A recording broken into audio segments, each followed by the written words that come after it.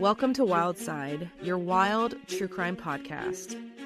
We're your hosts, who are sisters, storytellers, and truth seekers.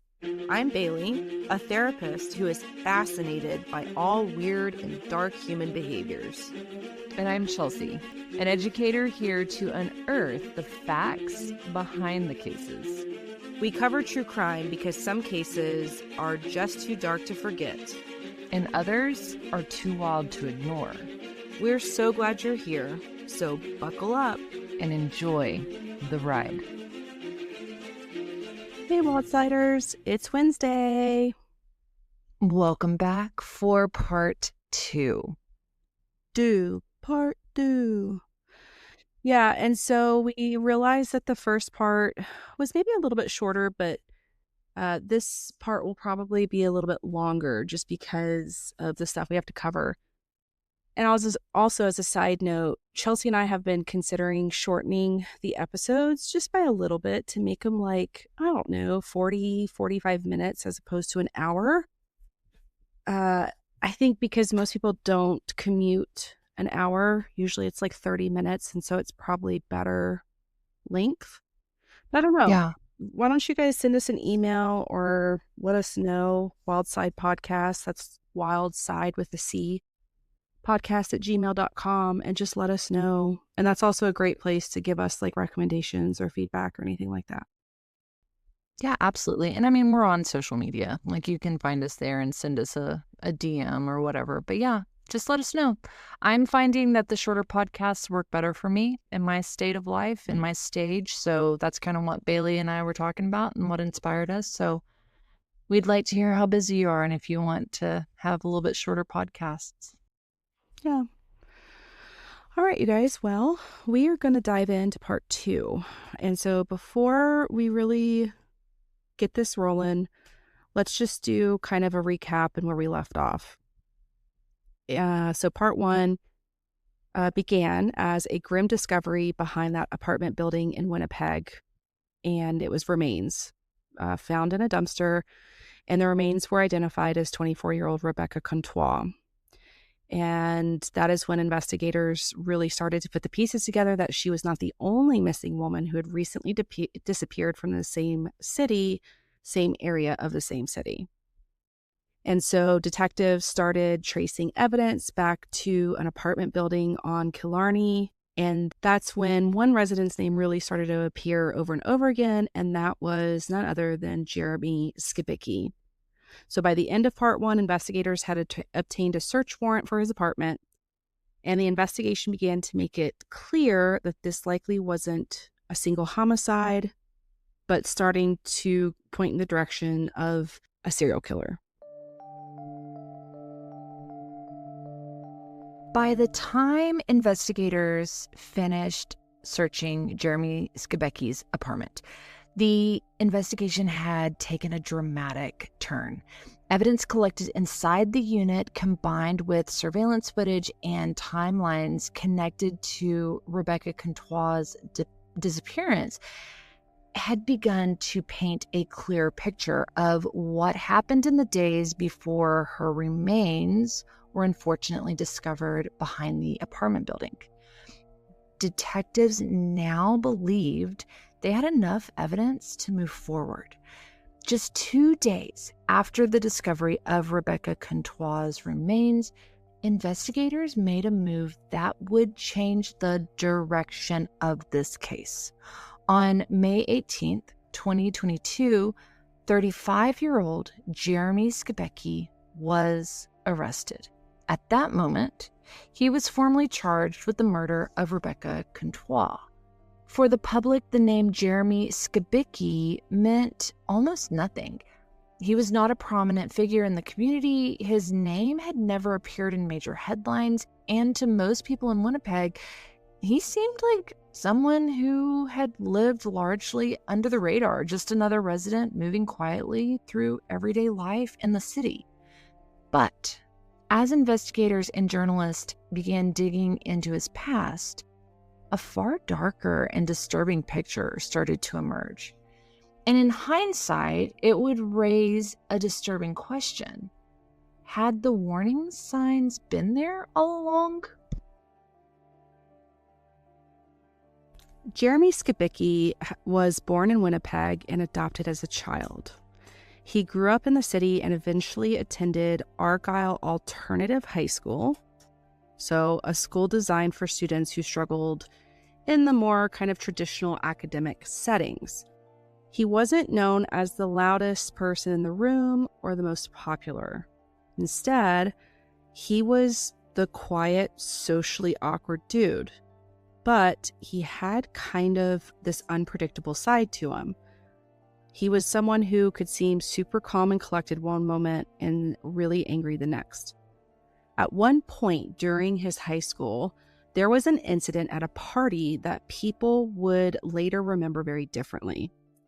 During an argument at this party, Skibicki literally picked up a girl he had been arguing with and threw her across the room.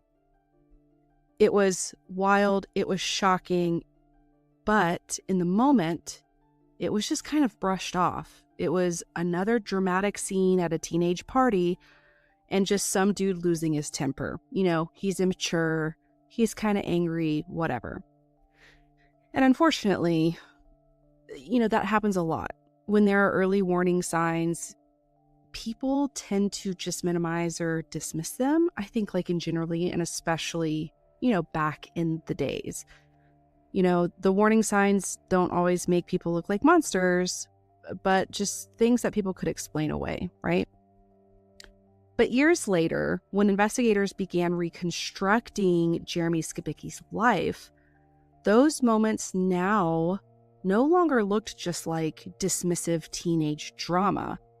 It really started to look like the beginning of a pattern of anger, control, and violence that had been there long before anyone realized how dangerous he would become.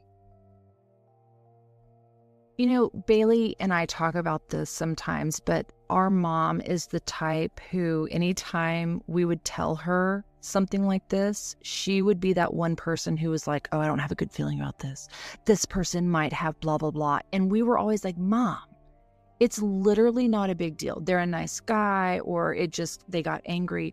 So I think it really does showcase how people like to normalize things that happen, right? You usually will have one or two people that are like, that seems bad.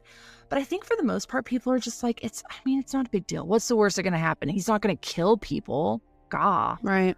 Right. And unfortunately, especially for Jeremy Skibicki, as he grew older, right, allegations of violence, particularly towards women, they began to follow him, and they began to happen more frequently. One of the most alarming incidents involved a former partner who later reported that Skibicki had threatened her with a knife while she was pregnant.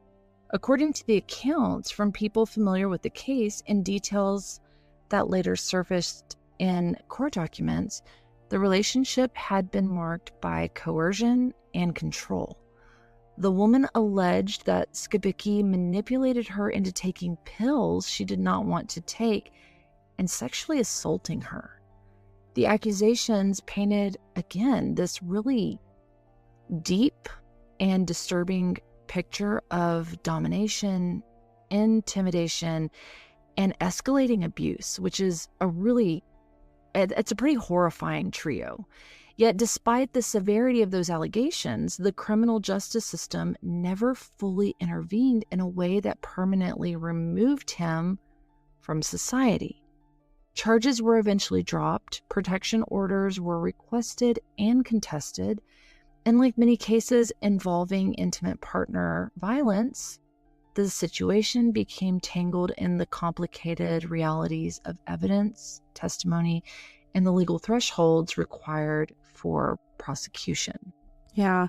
And just to kind of interrupt here for a second, something to point out is the patterns, right? Chelsea mentioned the patterns, but it's always the same in individuals who end up later committing acts of violence. There's always early abusive behavior, whether that's to family members, to strangers, to animals. That just seems to be a common thread. especially around like control, humiliation, intimidation. I don't know how many times we've had cases where we use the kind of like the trio of words. But what we do know and what the research shows is that it can escalate over time when it does not go unchecked, right? So when the warning signs are minimized or dismissed, the behavior does not disappear and it can instead evolve. And I think looking at Skibicki, it sounds like so far he's gotten away with that kind of stuff, right? Well, and that's kind of what I was going to ask, Bailey, is do you think it's one of those things in these cases where they almost start gaining a little bit of courage? Like every time something happens and they quote unquote get by with it, it's like, I got by with that one. I can push it a little further. What do you think on that? Yeah, I mean, I think that it's maybe they're cognizant of it and maybe also subconscious that they just know how to exploit vulnerabilities. And that's not just in people, but also in systems. Yeah, it makes sense. Well, by the late 2010s, another troubling dimension of Jeremy Skibicki's life began to surface, and that would be his activity online, or his digital footprint, as we like to call it. When investigators and journalists later examined his social media accounts, they discovered that he had been increasingly active in extremist corners of the internet. In those spaces, Skibicki shared posts that aligned with some white supremacy ideology and far-right conspiracy theories. Many of the posts contained openly racist language.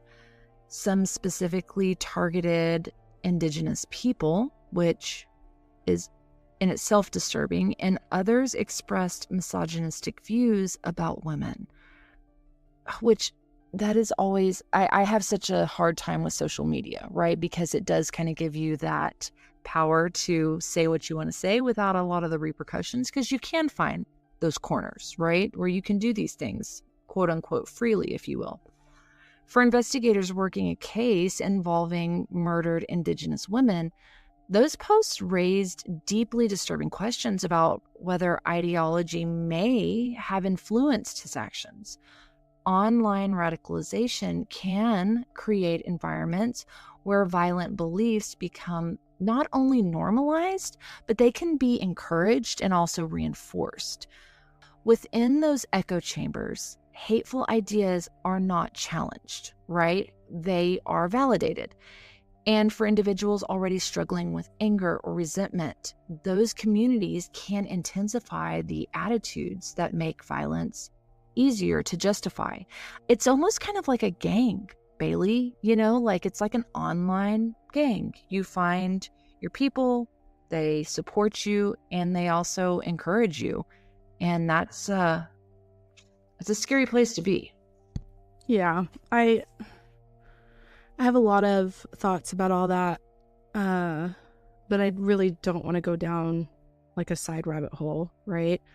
But all that being said about Skibicki, maybe perhaps the most unsettling insight into his behavior came not necessarily from what he posted online, but again, back to how he actually interacted with women in his personal life. So we already heard that he assaulted an ex, physically and sexually. And at one point, later on in his life, he began a relationship with a Métis woman known only as Diane. And according to Diane's later statements, the relationship she had with Skibicki was strange, kind of almost from the get-go. He had initially introduced himself to her using a fake name, and she would come to find out later on that that was not who he was. And despite barely knowing her, he quickly began talking about marriage and even proposed to her inside of a pharmacy. Okay. And not too much on a side rant, but this goes back to our interview with the wonderful Jennifer Salmons, who educated us on domestic violence. And one of the things she said with perpetrators is one of the biggest red flags is moving very quickly into a relationship, right? And I think that this shows true here in this case. The intensity of his behavior was absolutely unsettling, moving far too fast and shifting unpredictably between affection and aggression. Over time, Diane would later describe the relationship as, no surprise, deeply abusive, both emotionally and physically. And eventually, she reported that Skibicki violently assaulted her, which left her totally traumatized. And so once again, like before, the legal system became involved. And once again, the outcome would become part of a troubling pattern. The charges connected to the assault were ultimately stayed, reportedly due to the concerns around memory reliability from the witness, the victim, and evidentiary issues. Now, for many observers looking back, after the murders were revealed, this moment became one of the kind of more important aspects of the case because it represented another moment where, once again, warning signs had surfaced and another moment where intervention might have changed the course of events. By late 2021, Jeremy Skibicki had moved into the apartment building in Winnipeg's North Kildonan neighborhood, the same building that would later become the center of the entire murder investigation. From the outside, the complex looked completely ordinary. I mean, it's just another residential building, right, in a quiet part of the city. Nothing about it would have stood out to anyone driving past or walking through the neighborhood. But inside one of those units, something had happened for months that no one fully understood at the time. Women were coming and going from Jeremy Skibicki's apartment, many of them Indigenous women, mainly living in extremely vulnerable circumstances, often moving between shelters, temporary housing, or living on the streets. In the moment, it may have just looked like people coming and going from an apartment, right? Nothing that would immediately trigger alarm. But later, when investigators began reconstructing timelines and movements, the apartment started appearing again and again in the investigation, and detectives began to realize they needed to look inside. They needed to get a deeper look of what was actually going on. When investigators executed a search warrant on Skibicki's apartment after his arrest, they were trying to answer one critical question that had been hanging over the entire investigation since Rebecca Contois' remains were discovered behind the building.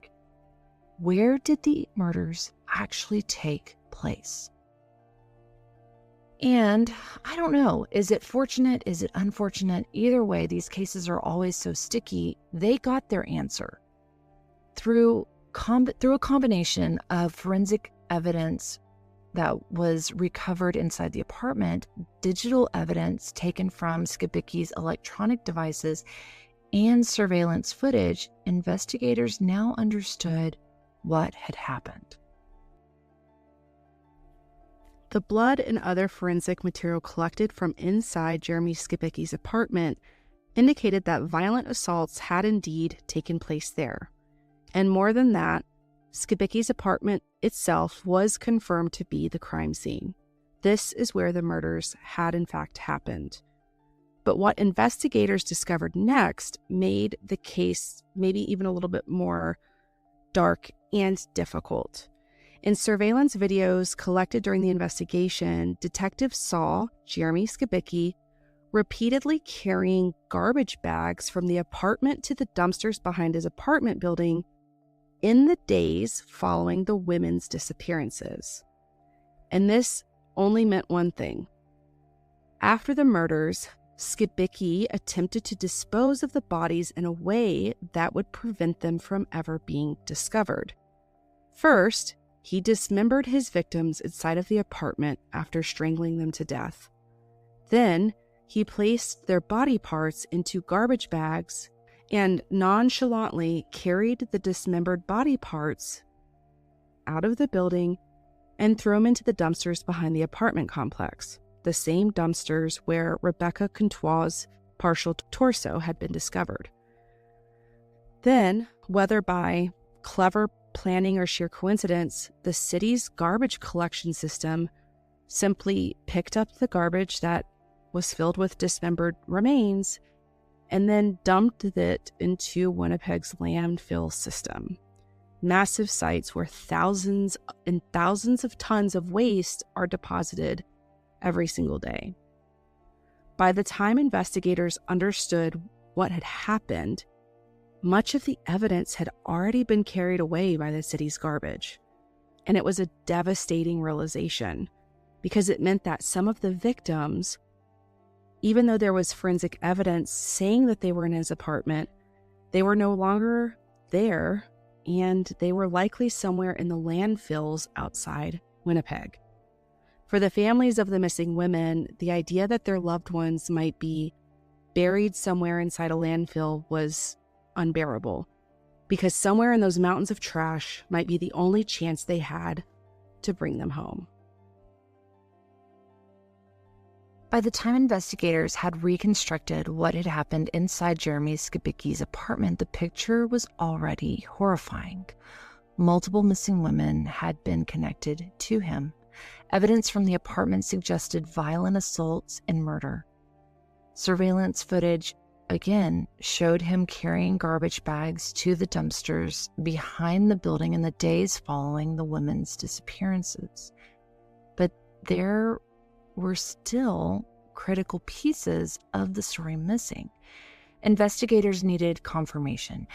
They needed to understand how many victims there were, what had happened to them, and how long this had been going on. And those answers would begin to emerge during police interrogation. Following his arrest on May 18th, 2022, Jeremy Skibicki was taken into custody and questioned by investigators at Winnipeg Police Headquarters. Interrogations like this, they're usually slow and methodical. Detectives present pieces of evidence, watch reactions, look for inconsistencies, and wait for small cracks in a suspect's story. But in this case, something unexpected happened. Once detectives began confronting Jeremy Skibicki with the evidence they had collected, he didn't spend hours denying everything or trying to create an alibi. He simply confessed. Over the course of hours of recorded interviews, Jeremy Skibicki admitted responsibility for killing multiple women over the span of just a few months, telling investigators that the murders had taken place between March and May of 2022. He explained that he had encountered the women in Winnipeg's downtown core and brought them back into his apartment. Now, once inside the apartment, I think it's safe to say that the women's guards were likely lowered. They believed that they were going somewhere safe. He had promised them somewhere warm, somewhere with food, somewhere where they could take a shower, and a safe place that they could sleep. Instead, investigators learned that Skibicki, once they were inside his apartment, brutally attacked them and strangled them to death. After killing them, he attempted to dispose of the bodies in a way that, again, he believed would prevent them from ever being discovered. He dismembered several of the victims, placed them in the garbage bags, and put them in the dumpster behind his complex. As investigators continued building the case, the full scope of what happened became more clear. Jeremy Skibicki was not responsible for just one murder. By the end of the investigation and his confession, he was formally being charged with 4 counts of first-degree murder: the murder of Morgan Harris, the murder of Mercedes Myron, the murder of Rebecca Contois, and the murder of the woman whose identity was unknown at the time, Buffalo Woman. Because as a side note here, Skibicki had given investigators what he thought was the name of the woman that was referred to as Buffalo Woman, but it ended up not matching the records. So by this point in the investigation, they had forensic evidence that there was a 4th victim, but again, there was no name to that quite yet. But even as the public was beginning to understand the scale of the murders, investigators were still faced with this really devastating issue, which is the body parts likely being transported into the city dump. And that, of course, meant that the remains of some victims were likely still buried out there, and the search for justice was no longer confined to one apartment in an apartment building in Winnipeg. It now had to extend to the landfills themselves. I mean, Bailey, I know we talk often about how horrific information is, but something about this case for me, like, I cannot imagine having to hear not only that your loved one is confirmed that they, are missing, right? But now they believe that they are deceased, and we're going to have to try to find them in the landfills. Like, I just, that is the most dehumanizing. And I know that we don't like using words like monstrous thing, but what a terrible, terrible thing to have to go through as the family, to have to go through as the police department. Like, this entire thing is just so unsettling for me. Yeah. And it's just, I think it kind of paints a perfect picture of the fact that Jeremy Skibicki quite literally viewed them as garbage.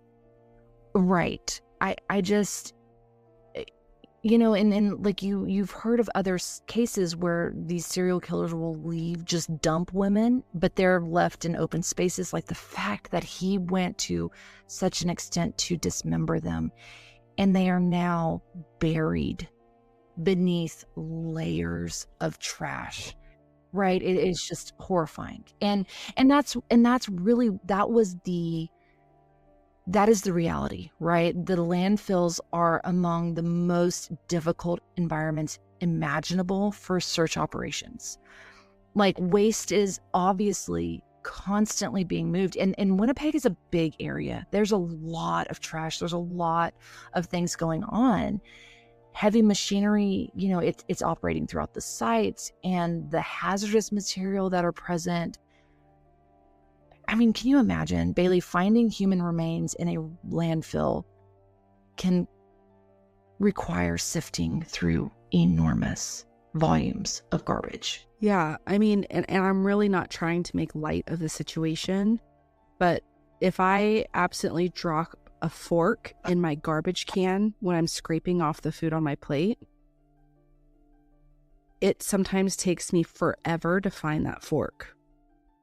No, that really is a valid point. I know that seems weird, but I have been in those situations. I'm sure we all have, where you're like, I cannot believe that fell into the trash. And then it's like, where did it go? Why is it at the bottom of the trash? It just dropped in there. Like, right.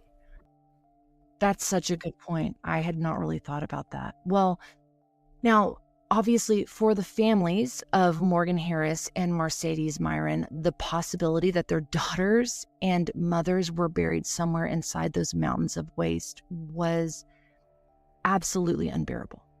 And they wanted the search to happen, and rightly so. They wanted the chance to bring their loved ones home, and that demand would soon ignite one of the most emotional and controversial chapters of the entire case, because the answers from authorities was not what those families were hoping to hear. Now, investigators finally kind of got to the point after Jeremy Skibicki's interrogation, after looking at the city's garbage cycles. They believed that at least some of the garbage bags containing the remains of the women had been taken to the Prairie Green landfill located just north of Winnipeg. So, a completely different landfill. Investigators had already recovered partial remains connected to the case at the different site at the Brady Road landfill. That's where they found some of the remains belonging to Rebecca Contois and the woman known as Buffalo Woman. But investigators believe that the remains of Morgan Harris and Mercedes Myron had been transported to Prairie Green, and zero remains had been recovered from there. The landfill would soon become kind of the center of a growing public debate. Again, for the families of Morgan Harris and Mercedes Myron, that landfill quickly became the center of their fight for answers. But the problem is, searching a landfill is an enormous undertaking. Investigators must reconstruct garbage truck routes, timestamps, disposal records, and to determine where specific loads of wastes were even deposited. Even then, search teams were often faced with the overwhelming task of combing through, like, as literal as you can get, mountains of compacted trash. It could take months and sometimes quite literally even years. And then at that point, there's still no guarantee the remains will be found, right? So this may sound callous, but I understand it from a law enforcement business perspective of kind of cost versus like how much it's going to cost to do this, and the chances is finding a needle in a haystack. I'm not saying that that's right or that's fair. I'm just saying how the world operates. I can understand that perspective.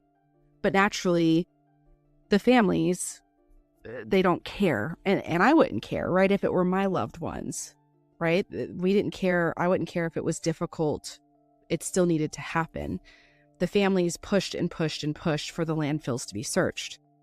In the months following the arrest of Jeremy Skibicki, that request grew into something even bigger than just the families kind of demanding that.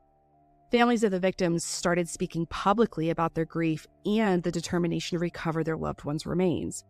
Indigenous leaders and advocacy groups across all of Canada began echoing that call. Protesters began appearing throughout Winnipeg and across Canada. Demonstrators gathered outside government buildings and police headquarters holding signs demanding action, justice. But more than that, it was demanding that these women be treated with dignity, right? And these women whose lives had been taken, they needed to matter. One phrase began appearing again and again during those demonstrations, which was search the landfill. For the families, the request was just that. It was that straightforward. They wanted the chance to bring their loved ones home and lay them to rest with dignity. But again, the responses from authorities, I mean, it was just complicated, like Bailey said. And I don't know. I think there's a debate. Should it even be complicated? Should it be like, hey, we will move literal mountains to find, a loved one? Or is there a business side to it? And that, I don't know. That's a really, really hard one. I'm with Bailey. I would say, yes, it's worth it. Let's do it. But again, I can see the other side of it. Now, officials initially stated that searching the landfill might not be feasible. By the time investigators identified Prairie Green as a possible disposal site, the landfill had already received months of additional trash. New layers of garbage had been compacted over the area where investigators believed the remains might be located. And again, I mean, we're talking about hazardous waste and just the fact that the working conditions are terrible, right, in this area. The debate over the landfill quickly became one of the most emotional and controversial aspects of this case. And again, obviously, right, the murders committed by Jeremy Skibicki had already shocked the country because of their brutality. But the question of whether the victims' remains would be recovered forced Canada to confront a much larger and more uncomfortable conversation about missing and murdered Indigenous women and how long families had been fighting to be heard. But while the debate continued across the country, the criminal case against Jeremy Skibicki was moving forward. The man accused of killing 4 women, he was now preparing to face trial, and soon the focus would shift from the landfill to the courtroom. By the time Jeremy Skibicki's trial began in early 2024, the case had already really shaken up Canada. The details that had emerged throughout the timeline of the investigation and the media's reporting of it really showed the violence that was so kind of incomprehensible to so many people. 4 women had been murdered: Morgan Harris, Mercedes Myron, Rebecca Contois, and of course the 4th woman as Buffalo Woman. Now, the man accused of killing them would finally face a judge in a Winnipeg courtroom. Because Skibicki had waived his right to a jury trial, the case would be decided by a single judge of the Manitoba Court of King's Bench. The decision to proceed without a jury was unusual for a case of this magnitude, but it meant that the outcome would depend entirely on how the judge evaluated the evidence presented. And the evidence presented was extensive.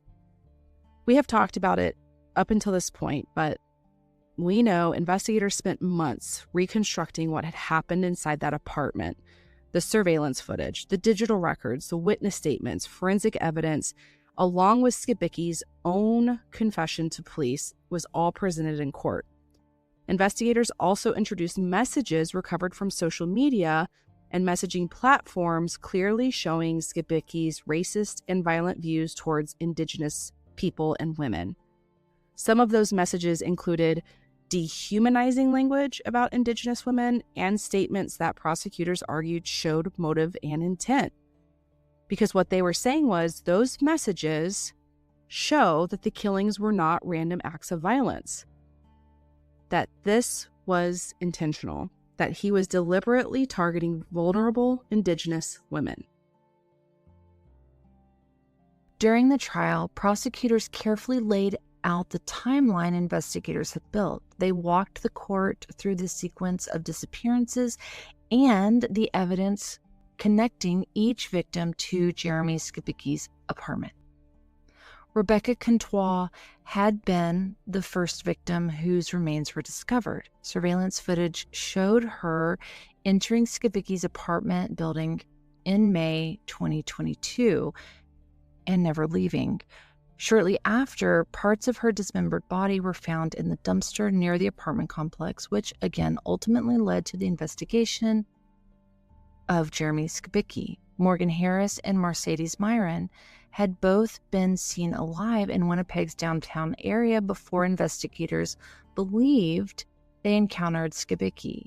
Prosecutors argued that they had been brought back to his apartment before being murdered, and their remains were likely transported to the Prairie Green landfill. And then there was the 4th victim, Buffalo Woman. Investigators later determined she had likely been Skibicki's first victim, killed in March 2022, weeks before the others. For the families of the victims sitting inside the courtroom, the details were just absolutely horrendous. But the defense would take a very different approach. All right, you guys, buckle up because it's going to make you mad. Jeremy Skibicki's defense team did not attempt to argue that the murders hadn't happened. The physical and digital evidence linking the victims to his apartment was overwhelming. There was no getting around that. Instead, they focused on a different strategy. Does anybody want to take a guess? Chelsea, do you want to take a guess? So here's the deal. I don't read every single bit. So when Bailey and I do these cases, we split them up a lot of times. And so part of it is some blind reading and part of it I know. I literally just read that it was due to a mental disorder, that they were trying to peg this on a mental disorder. And I literally sighed out loud. I just could not believe that is about that I was reading that. Mm-hmm. Yep. They're basically arguing insanity, right? That he had a mental disorder, and so he's not criminally responsible due to that. Under Canadian law, a person can be found not criminally responsible if a mental illness prevented them from understanding the nature of their actions or from recognizing that those actions were morally wrong. The defense argued that Skibicki had been suffering from super severe mental illness at the time of the killings and presented psychiatric testimony suggesting he may have been experiencing psychosis. But obviously, prosecutors pushed back hard. They were like, I mean, I'm sorry. It sounds to me like he was suffering from, I don't like women and I want to kill them itis. yeah, it sounds like he was suffering from serial killer-itis. Yeah. Like, you know? I'm sorry. I'm trying not to be insensitive, but that really is the only thing that I am seeing in this moment. Yeah. I mean, I do believe that there are cases of insanity. True. Somebody is, I mean, because I've worked in the mental health field, even before I got into the kind of addiction side of it. I worked in a psych hospital. I have seen people in psychotic episodes, and like it's legitimate, right? But dismembering women, like as a pattern, and having the wherewithal to put them in garbage bags and take them out to the dump, you know, around the time that the trash is going to be picked up, that's just, no.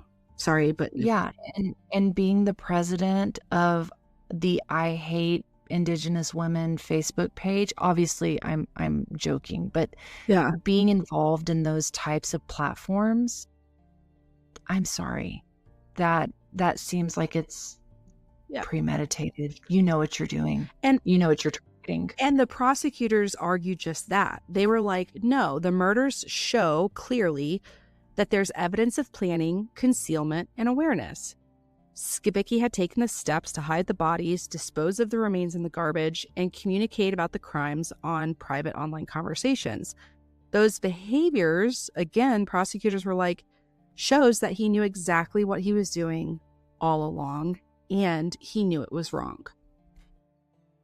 And that's what I always am like, and he knew it was wrong. Like, I don't know. And I get that that's always a debatable thing, but I'm like, you have to have known it was wrong. You were trying to conceal it, right? You were putting them in bags and you were trying to hide your tracks, right? I'll digress. As the trial unfolded, the courtroom became the setting for one of the most emotionally difficult proceedings in recent Canadian legal history. Families of the victims attended many of the hearings, listening as investigators and experts described the violence that had taken place. The stories of the victims were also brought forward.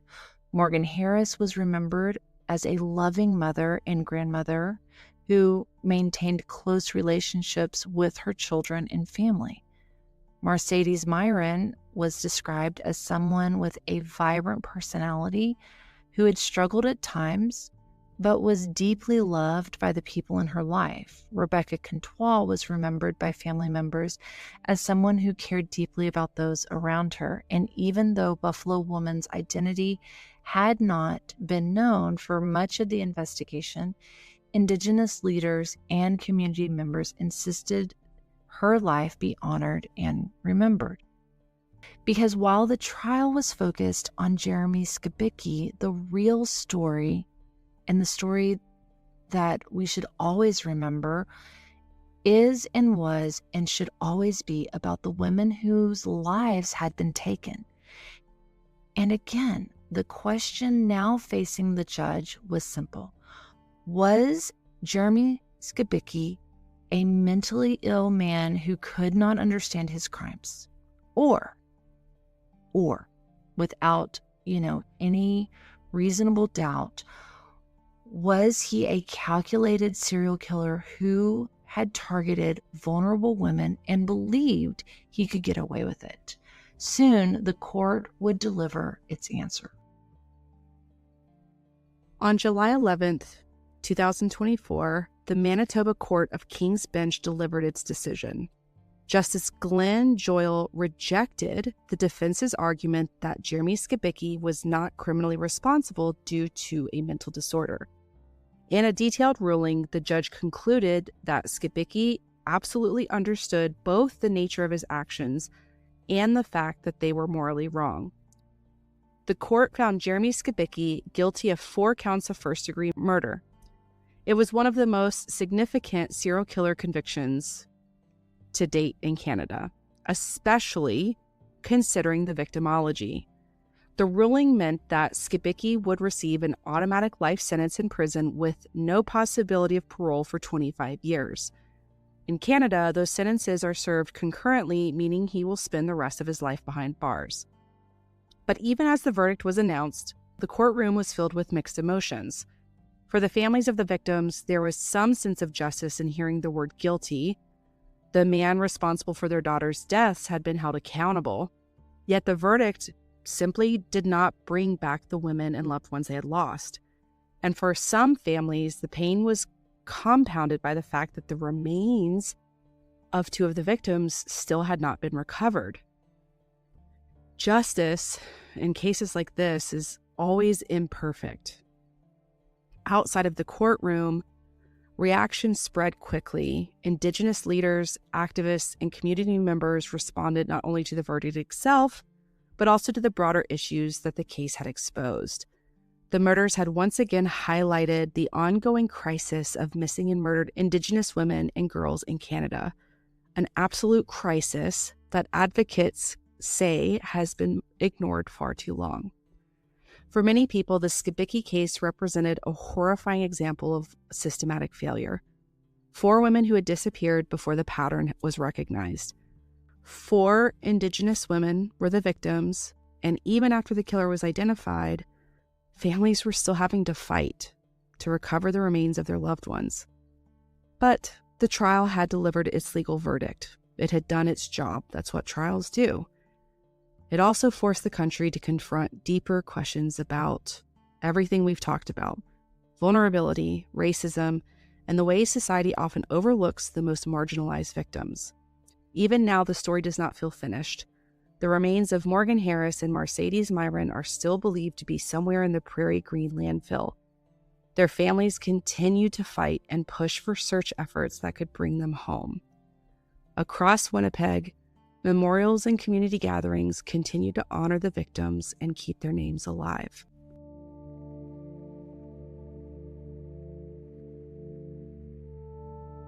The trial was over. The verdict had been delivered. The killer was in prison, but there was still one more piece of the story that had not yet been finished. One victim who still did not have her name back. One family who still did not have answers. For years, the first victim of this case was known again only as Buffalo Woman, a name given by Indigenous elders so that she would not remain unnamed or forgotten.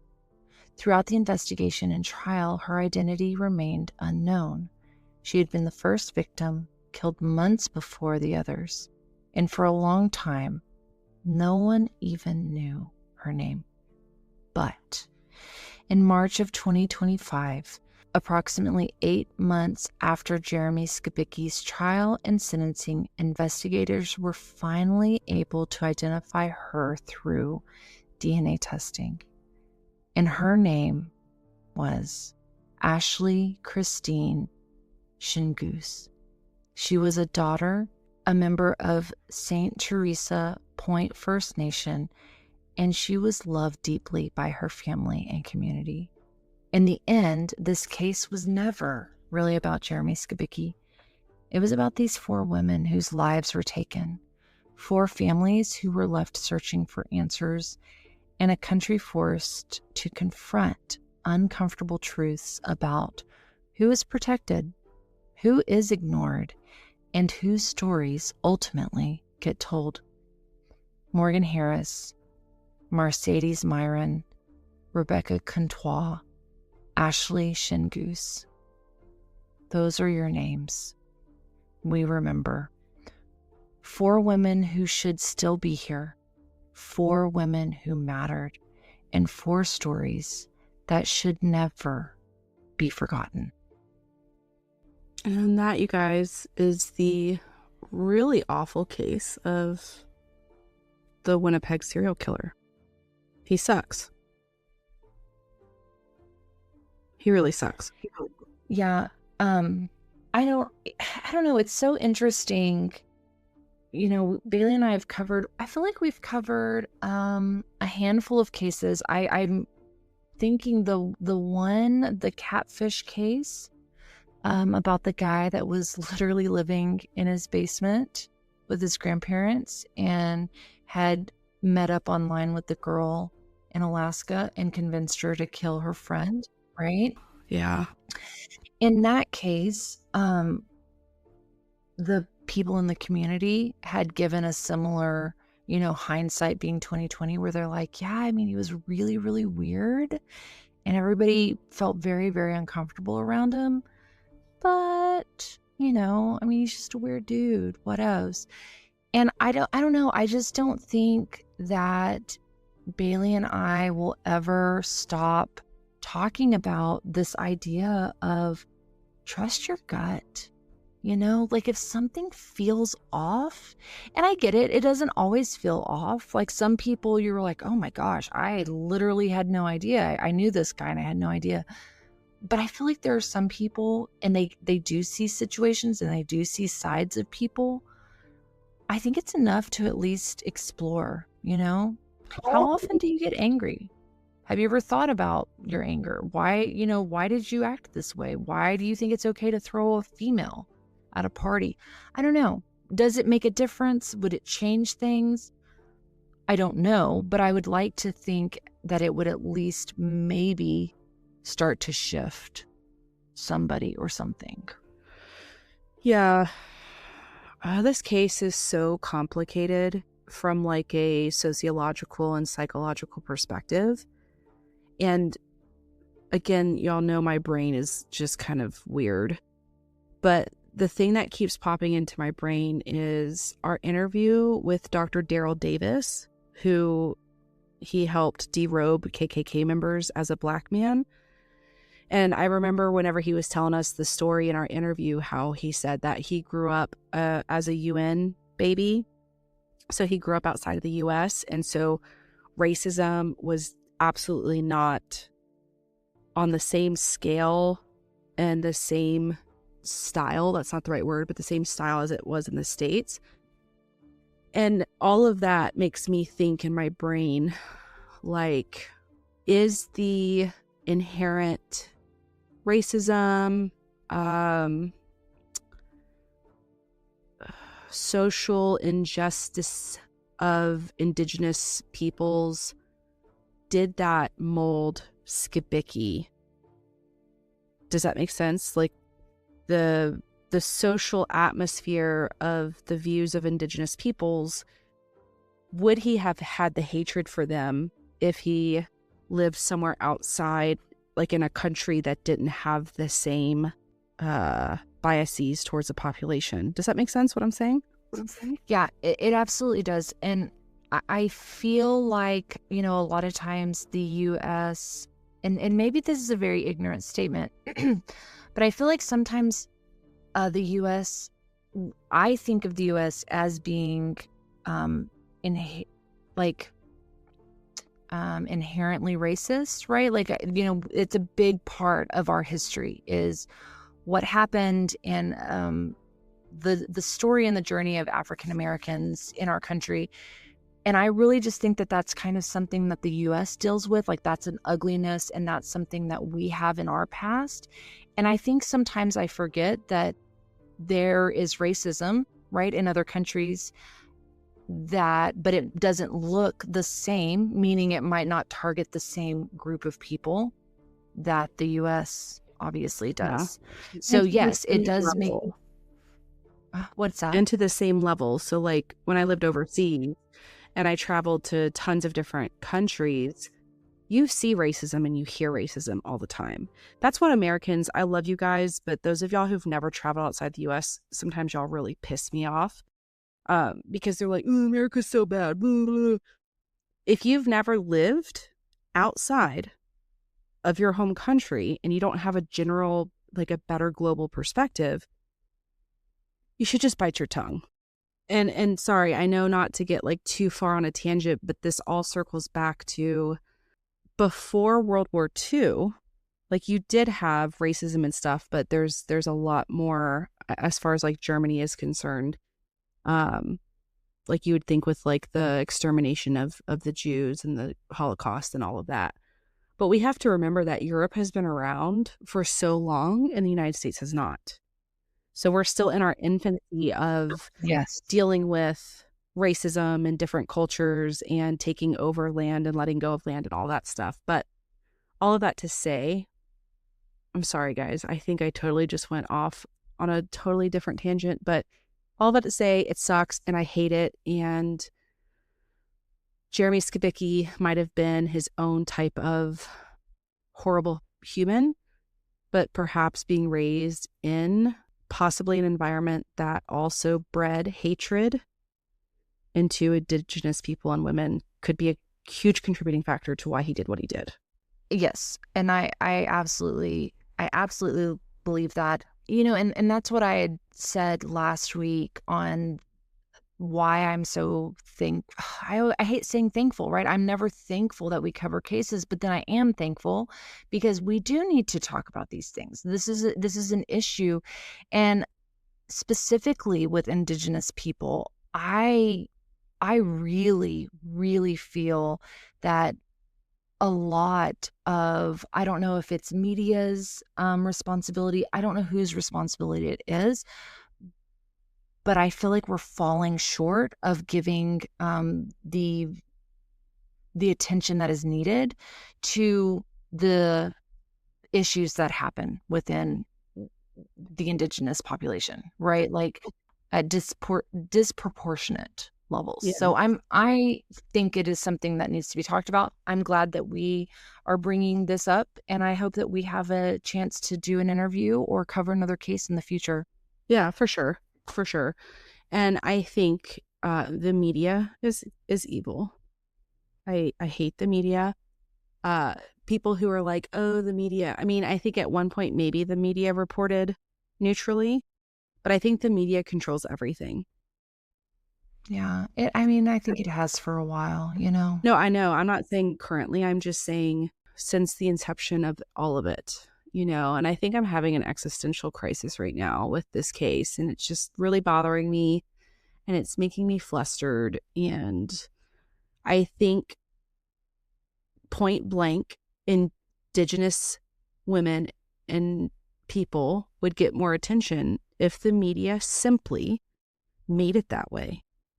Correct. Like if they made it like, this is so problematic instead of, blonde hair, blue eyed white girls. Like if the media showcased more, the society would be more involved in it. Does that make sense? Yeah. Well, and again, to me, it's this idea of kind of equality. So obviously, it's never okay. We don't think that if you are a certain race or a certain, from a certain socioeconomic class, that you shouldn't have attention to something tragic that happens to that, that person or that group of people.